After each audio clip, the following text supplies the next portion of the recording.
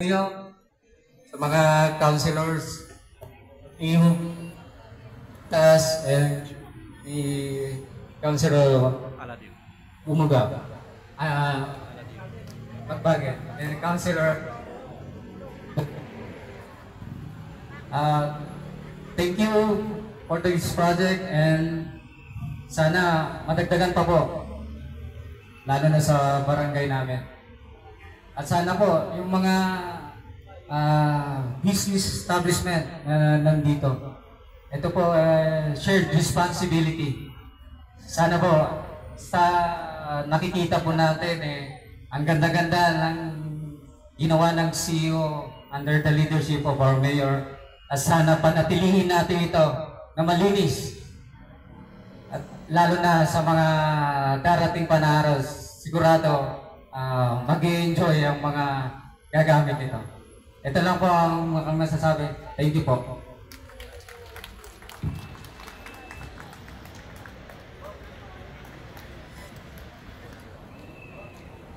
A'udzubillahi minasyaitonir rajim. Bismillahirrahmanirrahim.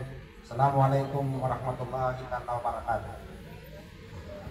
Sa ating minamahal na City Mayor, Honorable Benjamin Magalong, sa mga City Councilors na nandito ngayon, at sa lahat ng opisyalis ng City na nandito ngayon, mga barangay officials, constituents, friends, ladies and gentlemen.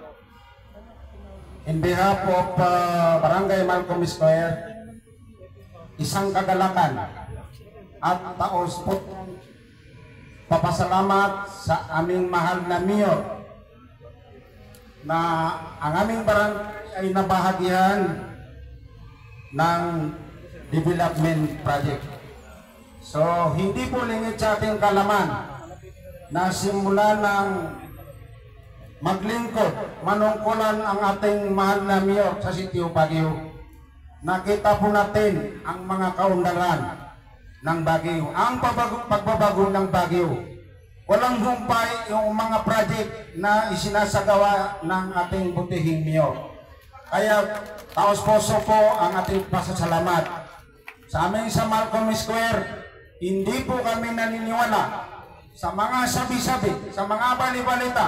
Ang tanging pinaniniwala namin, yung mga nakikita namin, push is to believe.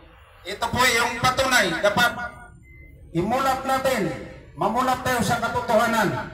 Nakita natin ang good governance ni Mayor kung paano niya pinaunlad ang City of Baguio. Kaya in behalf of Barangay Malcolm Square officials, I will assure our sincere support of Mayor. Maraming salamat. Mabuhay po kayo. Mabuhay ang Baguio City.